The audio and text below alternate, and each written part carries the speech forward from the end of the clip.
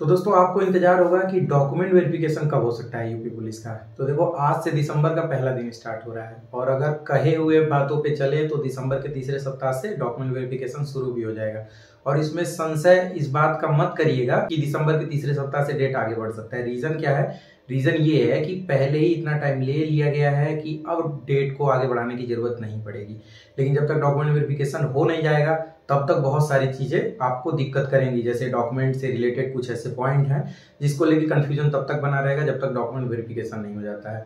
Document verification से related ही कुछ query ऐसी आई हुई है, तो मैं सोचा कि उस क्वेरी को यानी कि उस प्रश्नों का जवाब आपको डायरेक्ट वीडियो के माध्यम से दे दिया जाए, ताकि अगर कुछ और लोगों को भी इन चीजों से दिक्कत हो तो उनको दोबारा कमेंट करने की जरूरत ना पड़े। इसलिए ये वीडियो बना रहा हूँ। तो आई थिंक आप लोगों को वीडियो अच्छा भी लगेगा क्योंकि पॉइंट बहुत अच्छे हैं। तो चलो पहले प्रश्न को देखते हैं कि इसमें क्या पूछा गया है। पहला प्रश्न ये है कि सर मैंने जहाँ से 12th पास किया था वहां से मैंने अपना कैरेक्टर सर्टिफिकेट बनवाया था, लेकिन कैरेक्टर सर्टिफिकेट ओरिजिनल नहीं है मेरे पास, उसका फोटो है, तो क्या काम चल जाएगा? तो देखो ओरिजिनल आपको लेके जाना पड़ेगा।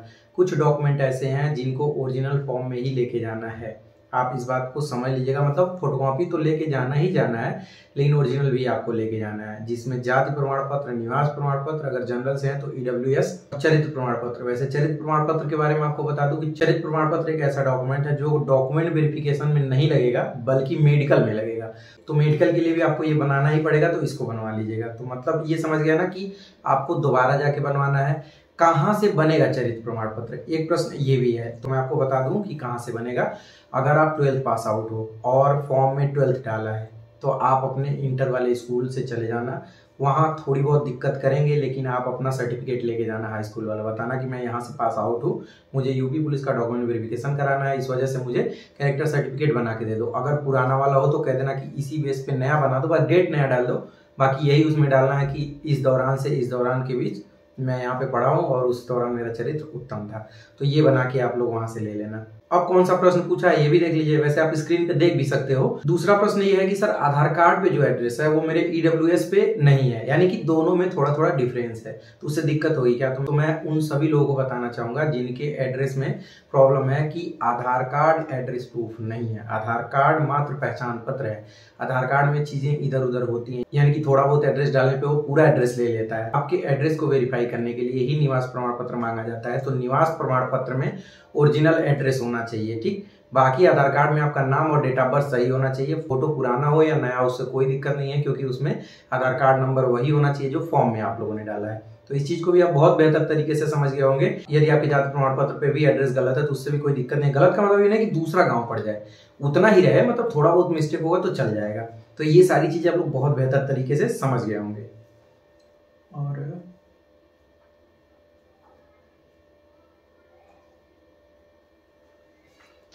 एक प्रश्न और था कि सर जो डॉक्यूमेंट वेरीफाई कराना है, यानी कि जो डॉक्यूमेंट के फोटोकॉपी को ले जाके गैजेटेड ऑफिसर से वेरीफाई करवाना रहेगा, वो गैजेटेड ऑफिसर उसी जिले का होना चाहिए या फिर कहीं का भी चल सकता है। तो देखो गैजेटेड ऑफिसर गैजेटेड होता है, चाहे वो किसी भी जिले का हो। ऐसा नहीं है कि वो आपके घर का ही होना चाहिए, आपके जिले का ही होना चाहिए, आपके मंडल का ही होना चाहिए।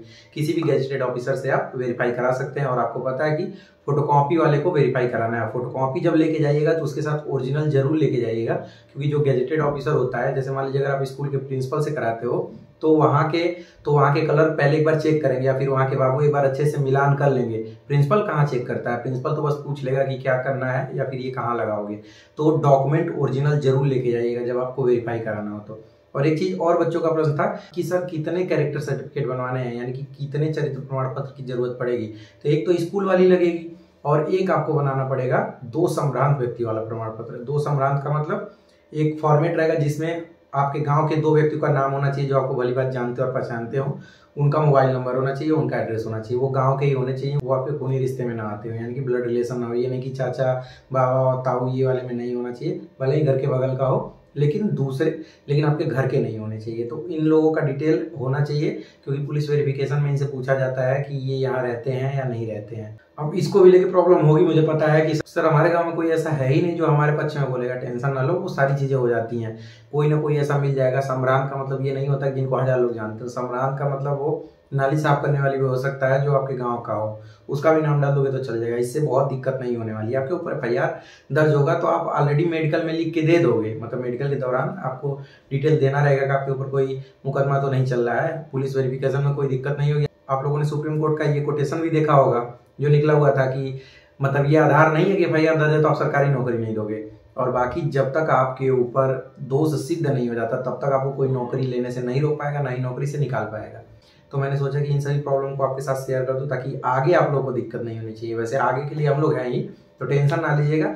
एक चीज ध्यान रखिएगा, जो लोग भी अभी हतोत्साहित हो रहे हैं, यानी कि जो लोग टेंशन में आ जा रहे हैं, जो लोग सोच रहे हैं कि अभी रनिंग टाइम में नहीं हो पा रहा है, ऐसा तो नहीं कहीं बाहर हो जाएंगे। और ये अक्सर उन लोगों के साथ जरूर हो रहा है जो लोग पहली वाली वैकेंसी, मतलब इसके पहले जो वैकेंसी हुई थी उसमें रनिंग में बाहर हो गए थे, चाहे रीजन कोई भी हो।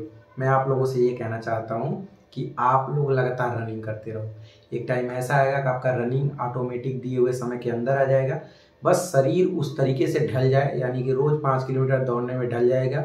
उसके बाद आप स्पीड धीरे धीरे बढ़ाओगे, थोड़ा थकान लगेगा, थोड़ा सा एनर्जी आपको लेना पड़ेगा। एनर्जी के लिए अगर आपको लगता है खाना पीना जो भी डाइट ले रहे हो उससे कवर नहीं हो पा रहा है, शरीर दिन भर दर्द कर रहा है, तो आप एंडोरामास ले लो, लगभग 600-650 का आएगा। 1 गिलास दूध में 2 चम्मच या 1 चम्मच डाल के पियो।